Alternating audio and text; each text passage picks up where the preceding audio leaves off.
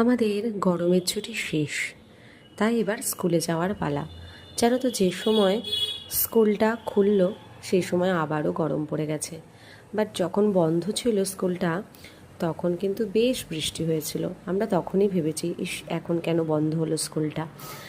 আর এই যে মেঠো পথ দেখছো, এই মেঠো পথ দিয়েই আমাকে আমার স্কুলে যেতে হয়, কারণ আমি কালনার একটা প্রত্যন্ত গ্রাম, যার নাম কদম্বা, এই গ্রামেই স্কুল টিচারই করি, একটি প্রাথমিক বিদ্যালয়ে।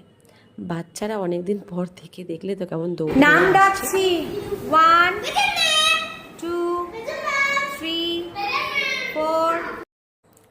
আর এই যে ইনি হচ্ছে আমার ক্লাসের দুষ্টু একটা বাচ্চা, যার নাম দানিশ। আমি ওকে জিজ্ঞাসা করছিলাম, তুমি গরমের ছুটিতে কোথায় গিয়েছিলে বেড়াতে? ও আমাকে বলছে যে আমি নেপাকুলি গিয়েছিলাম বেড়াতে। মানে ওর বাড়ি থেকে মাত্র 1 কিলোমিটার দূরত্ব হবে। আসলে ছোট বাচ্চা তো, ওদের এই ছোটো ছোটো ভালো লাগাগুলোই হয়তো খুব আনন্দ দেয়।